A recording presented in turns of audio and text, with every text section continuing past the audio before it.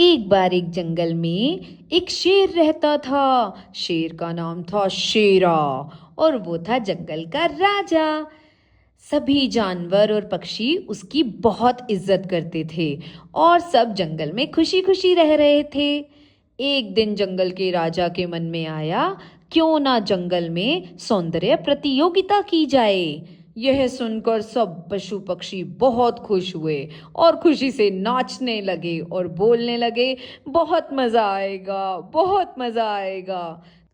एक जगह पर काला कुआ बैठकर सोचने लगा, मैं तो बहुत काला हूँ, मेरा नाम भी कालू है, मुझे तो कोई पसंद नहीं करेगा।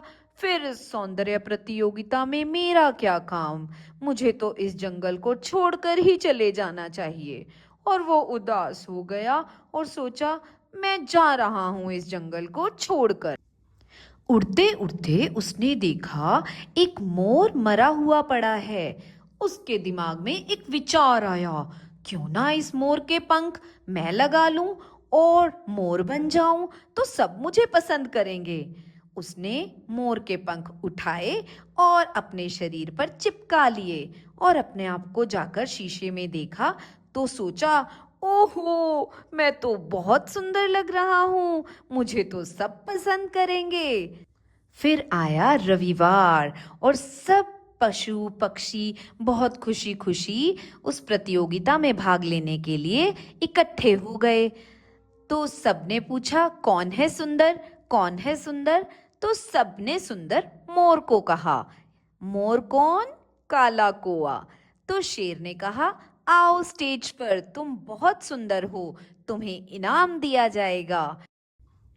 काला कौआ खुशी खुशी स्टेज पर आया और सोचा, मुझे तो इनाम मिलेगा।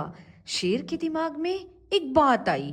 उसने कहा, तुम इतने सुंदर हो तो तुम्हारी आवाज भी बहुत सुंदर होगी, तो तुम हम सबको एक गाना सुनाओ। तो आपको पता ही है काले कोए की आवाज कैसी होती है। वो करने लगा, काव काव काव। सबको पता चल गया, ये तो काला कौआ है। शेर ने इस बात पर गुस्सा होकर उसे इनाम देने की जगह सजा देने की सोची और बोला, तुम्हारी ये सजा है, अब तुम इस जंगल में कभी नहीं रहोगे क्योंकि तुमने झूठ बोला है। और शेर ने उसे जंगल से बाहर निकाल दिया। इस कहानी से हमें क्या शिक्षा मिलती है? इस कहानी से हमें यह सीखने को मिलता है कि हमें भगवान ने जैसा बनाया है उसमें खुश रहना चाहिए। दूसरों की नकल करके अपनी बुराई नहीं करवानी चाहिए।